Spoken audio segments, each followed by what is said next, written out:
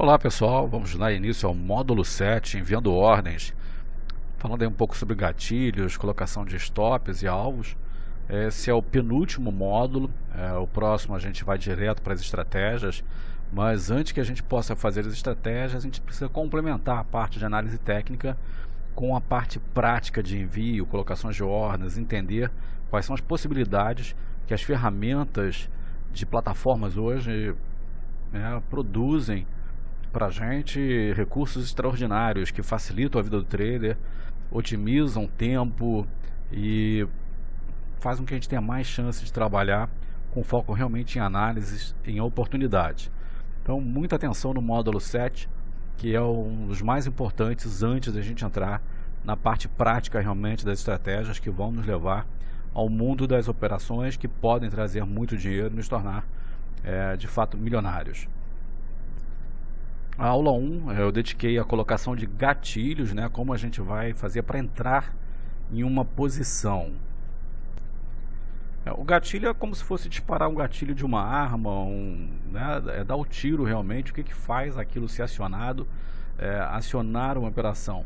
Então, quando a gente monta uma operação, uma estratégia, seja ela para um rompimento de resistência, perda de um suporte, pode ser um cruzamento de médias móveis que você tenha feito algum backtest, um que você goste de usar, é uma reversão de tendência por high-low, enfim, várias estratégias que a gente vai abordar também no próximo módulo vão servir de gatilhos para oportunidades.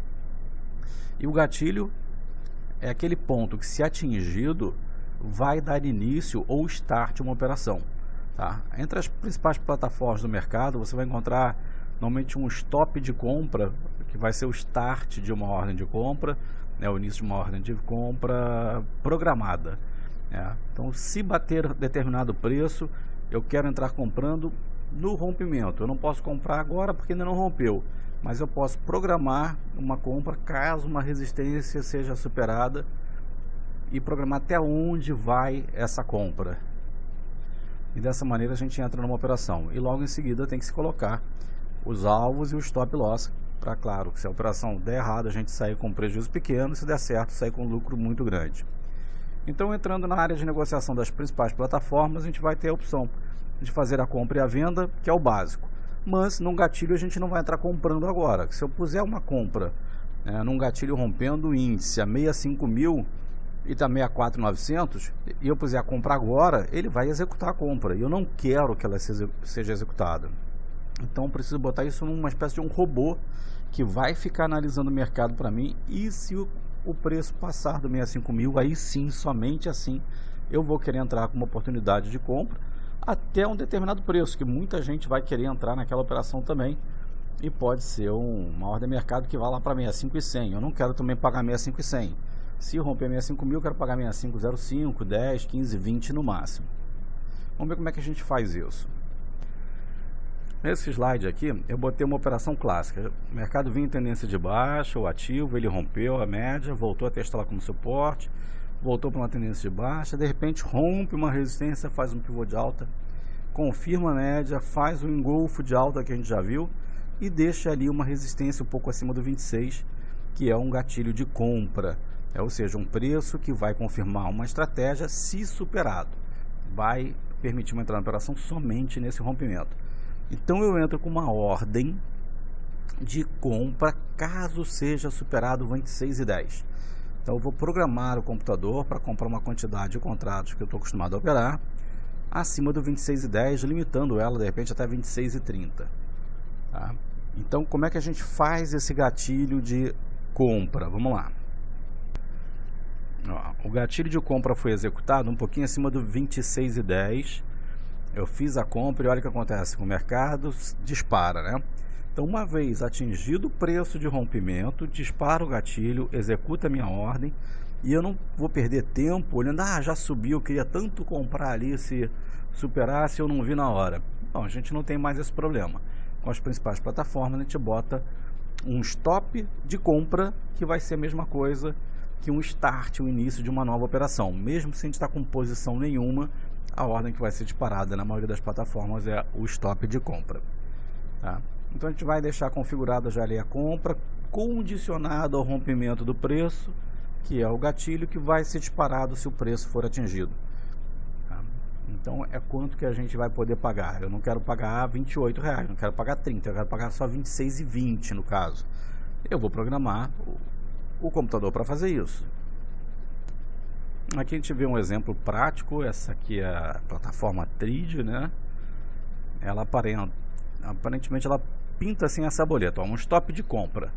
Ele quer dizer que no índice ele vai abrir uma quantidade de compra, né? Aí eu botei assim, disparo loss. Se eu quero comprar, ele vai entender teoricamente que eu estou vendido mesmo sem estar em posição, que eu quero zerar uma venda. Então ele vai comprar no disparo se bater 26,11. Se bater 26,11, o que o computador vai fazer? Vai disparar uma ordem de compra. A qual preço? Eu vou colocar o preço. Se eu for um stop de uma posição já vendida, eu vou botar uma ordem muito alta para ser praticamente uma ordem a mercado, né? Aquela que é para zerar mesmo, que eu não quero mais perder. Mas como é um início de operação, eu vou limitar, não quero pagar tão caro, 26,20 que eu falei agora há pouco, lembra? Eu posso preencher esse preço como 26,20, não preciso preencher o gain ainda, porque eu estou querendo fazer só uma entrada e dou enviar a ordem. Se a cotação estiver abaixo do 26,11, não vai acontecer nada, porque ele vai ficar esperando o rompimento para entrar. Ok? Então não tem aquele problema de ser uma compra imediata que a gente vai sair tomando, né, teoricamente, a mercado. Então o stop de compra serve para efetuar ordens de compra e o de venda serve para inserir ordens de venda.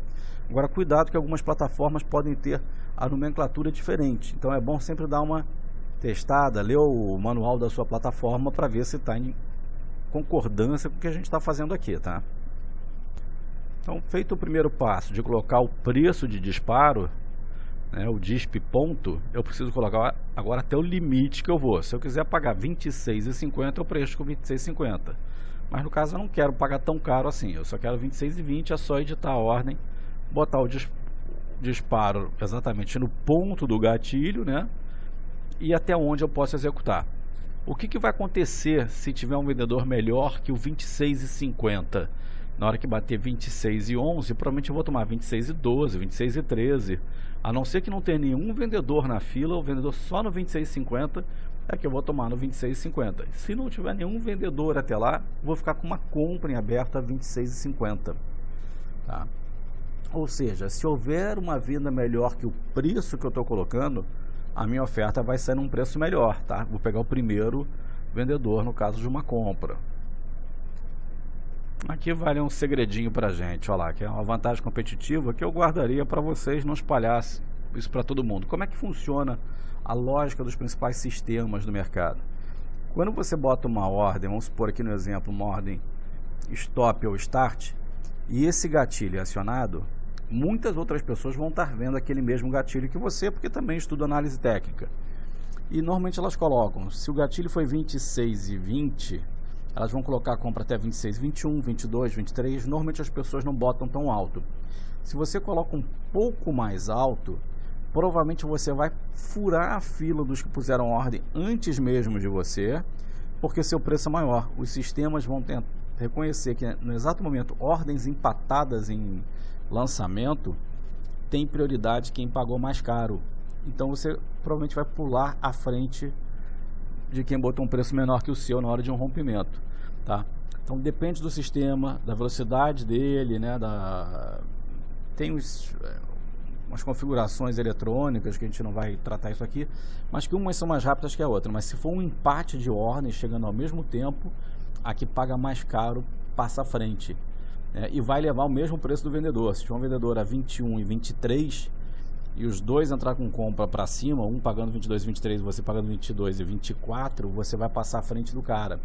Então não passa para ninguém, guarda para você, bota sempre um pouquinho mais alta a sua ordem para tentar furar essa fila. É uma vantagem competitiva, é muito interessante em rompimento de resistências muito claras, em perdas de suportes. Quando saem notícias também tem que pegar stop de muita gente.